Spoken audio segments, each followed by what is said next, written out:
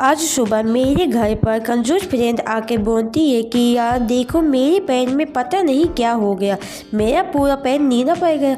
मैं भी देख के डर गई, पता नहीं इसके पैर में क्या हो गया। तो मैंने कहा चलो अच्छे डॉक्टर को दिखा कर आते हैं। तो वह बोली नहीं नहीं, बहुत पैसे ले लेते हैं। मैं एक डॉक्टर को जानती हूँ, वह बहुत कम पैसे लेते हैं।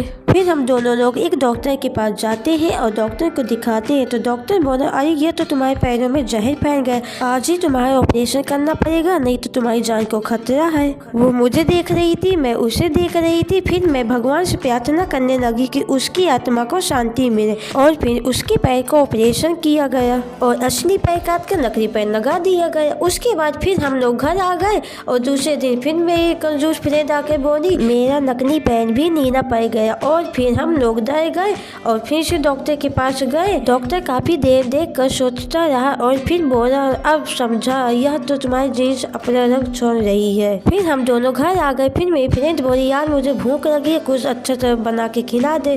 फिर मैं किचन की तरफ गई, देखी तो किचन में सूजी रखी थी। तो मैं सोची क्यों ना सूजी का नाश्ता बना के खिला दूँ। तो जल्दी जल्दी कढ़ाई पर तेल डाला। तेल डालने के बाद फिर 1 चम्मच जीरा डाली और 1 कटोरी सूजी डाल दी और सूजी को अच्छे से 2 मिनट तक भूनेंगे। भूनने के बाद फिर मैं 1.5 गिलास पानी डाली और 2 मिनट तक अच्छे से पका ली। फिर 1 कटोरी में निकाल ली। इधर देखिए फ्रिज में उबले हुए आलू रखे थे।